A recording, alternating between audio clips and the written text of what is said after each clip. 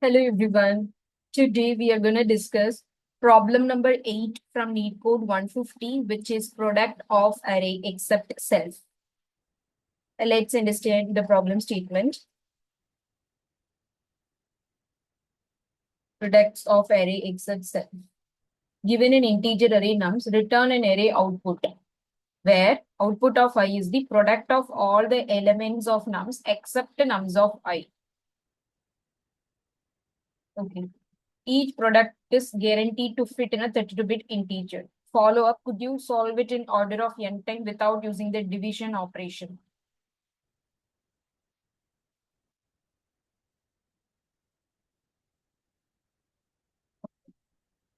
Okay. So constraints nums dot length varies from 2 to 1000 and nums of I varies from -20 to 20. Okay. Recommended time and space complexity. You should aim for a solution as good or better than order of n time and order of n space, where n is the size of the input array. Okay. So let's take this example input. So example 1. So I need to return an output array, right? Output array, which is also length of same, right? So output of I is equal to product of all the elements of nums except nums of I. So 2 into 4, 8, 8 into 6, which is 48. So this output of I, 0 should be 48. Similarly, when I'm at index 1, what is the product of all the nums array except this nums of I? So 4 into 6, 24, 24 into 1, which is again 24, right? So, and then when I'm at index 2, so the product of, so 1 into 2, 2, 2 into 6, which is 12. So this is 12. When I'm at index 3, what is the product of all the nums array except nums of I, which is this one.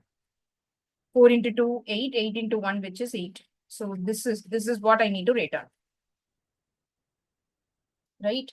So how to return, how to form this original array, right? So what we can, so the way one, what we can think is, okay, what if I multiply all the elements 1 into 2 into 4 into 6, right? So this is 24 and 24 into 2, which is 48. So, okay, I got this total product of all the product of all the elements present in the nums array, right? Which is 48. What I will be doing is, okay, output of I, which is equal to nums of I divide by product value. I assume that, okay, this is represents the product of all, maybe product of all. That's it. Right. So this is one way, but they have clearly mentioned that, okay, you should not use the division operation. Okay. If I am not allowed to use the division operation, let me think of another way without using this division operation, right? So another way will be like, this will take order of the time complexity for this particular approaches, order of n, where n is the length of the input array, and space complexity is order of n, one only, constant space complexity only. Okay.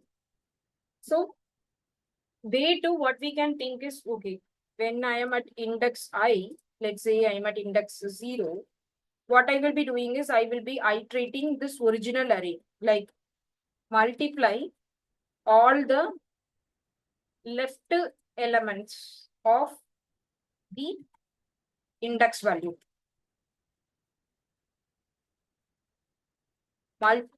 Again multiply all the right element of the index. That's it, right? So let's say when I'm at, so in this 1, 2, 4, 6, I assume that, okay, I am at this particular index. What I will be doing is multiply all the left element of the index, right? So this is 0 and this is 1 and this is 2 and this is 3. So multiply all the left element of the index. So I am at current index is, let's say, 2. In that case, I will be multiplying all the left element of the index, which is 0, 1 index, which represents 1 and 2.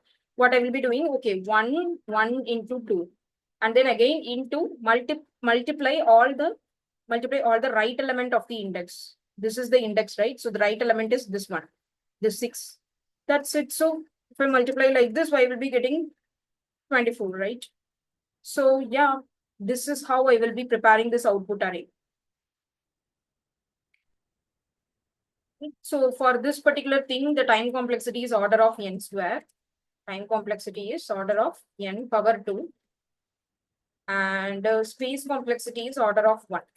But again, they have mentioned that the algorithm should run order of n time, linear time, not the quadratic time complexity, right? Like the order of n square. Okay, so let's think of way 3.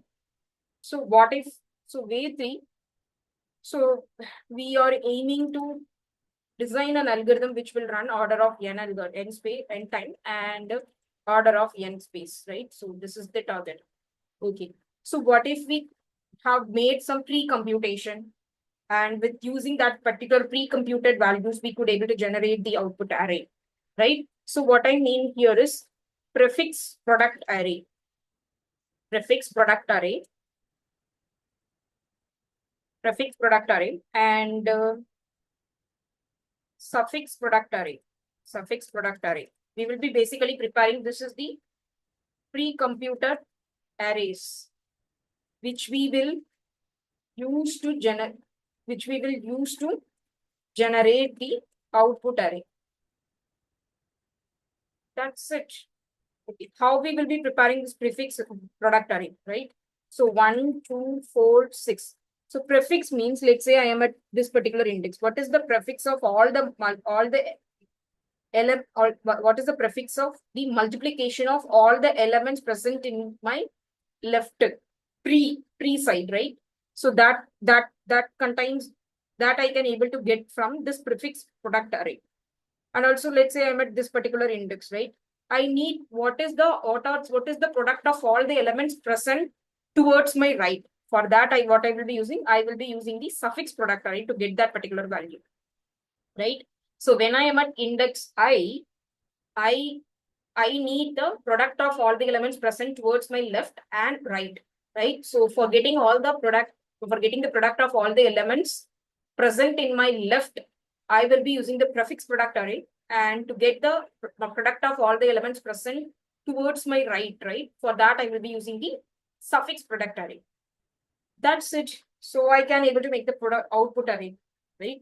So output array of I is equal to prefix product array of I minus 1 multiplied by suffix product array of I plus 1.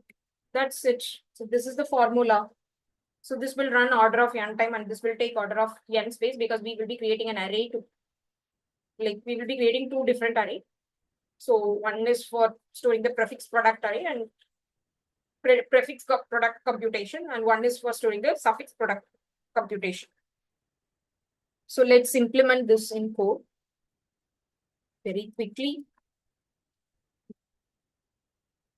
So int n equal to nums.length and integer prefix product array, which is equal to new int of n.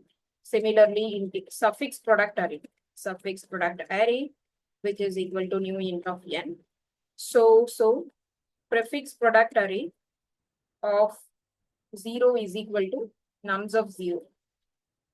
So if you are new to this prefix sum concept, I recommend you to complete learning about the prefix sum algorithm, right?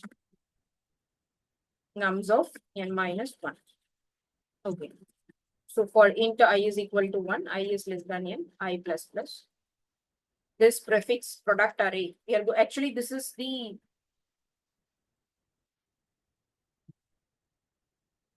prefix and suffix product array preparing part.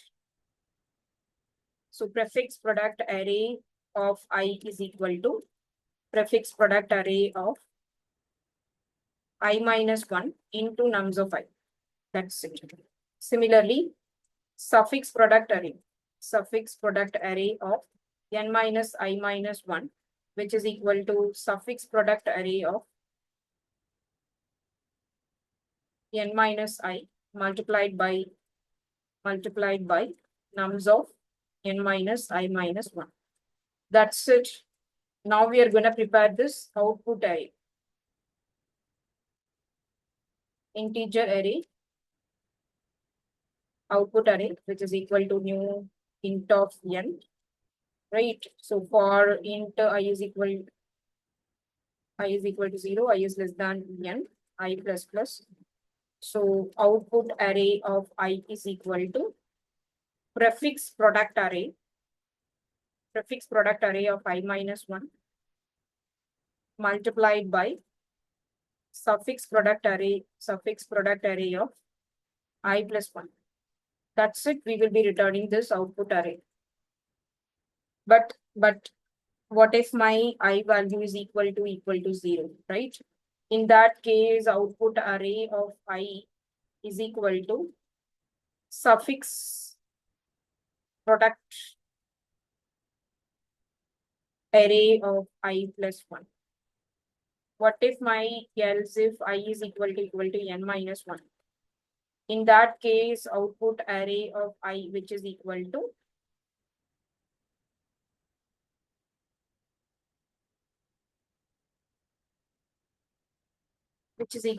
what? Prefix product array of n minus 2.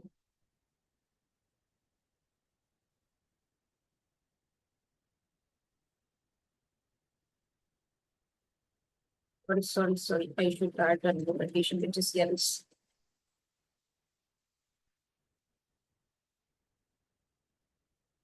So that's it.